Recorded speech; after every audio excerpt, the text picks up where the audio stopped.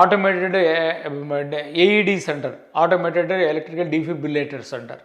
అటువంటి ఫెసిలిటీ ఉంటే ఈసీజీ చూసి వెంటనే ఆ పేషెంట్ కాన్షియస్గా ఉన్నాడా అన్కాన్షియస్గా ఉన్నాడా, బీపీ ఎలా ఉందని చెక్ చేసి వెంటనే మనం ఆ షాక్ ఇస్తే వాళ్ళు ప్రాణాపాయం నుంచి బయటపడతారు. ఆ రిథమ్ నార్మల్ అయిపోయి వెంటనే బయటపడతారు. ఇది చాలా యూస్ఫుల్ అనమాట.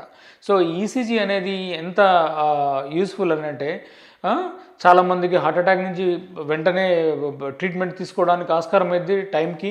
ఇంకొకటి అరిథిమియాస్ వస్తే వెంటనే ఆ షాక్ థెరపీ ఇవ్వడానికి చాలా చోట్ల ఉన్నాయి. ఇప్పుడు చిన్న చిన్న సెంటర్లో కూడా, ప్రతి సెంటర్లో కూడా ఈ డిఫిబ్రిలేటర్స్ అని స్మాల్ మెడికల్ సెంటర్స్లో కూడా, ప్రైవేట్ కానీ గవర్నమెంట్ కానీ ప్రతి చోట ఇవనేది మ్యాండేటరీ అనమాట. గవర్నమెంట్ నామ్స్ ప్రకారం ఈ సెంటర్స్లో ఉండాలి.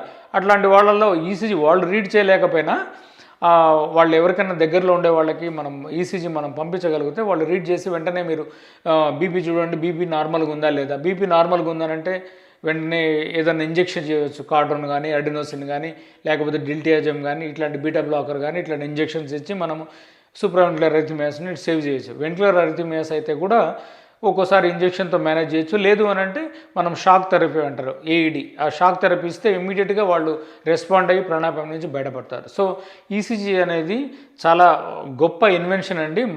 మనిషి చేసిన ఇన్వెన్షన్స్లో గొప్ప ఇన్వెన్షను.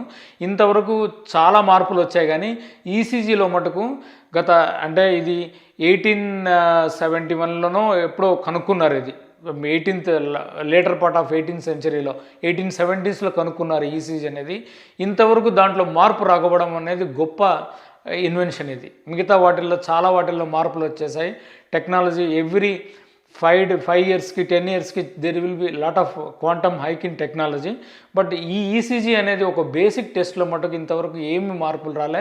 దాన్ని అనలైజ్ చేసే విధానంలో మార్పులు వచ్చాయేమో కానీ అది చేసే విధానంలో మటుకు, ఆ టెక్నిక్లో మటుకు ఏం మార్పు లేదు. వెరీ సింపుల్ టెక్నిక్ అది. ప్రతి వాళ్ళు నార్మల్ పర్సన్స్ కూడా ఆ ఈసీజీ లీడ్స్ ఎట్లా పెట్టే విధానము తెలుసుకుంటే చాలు.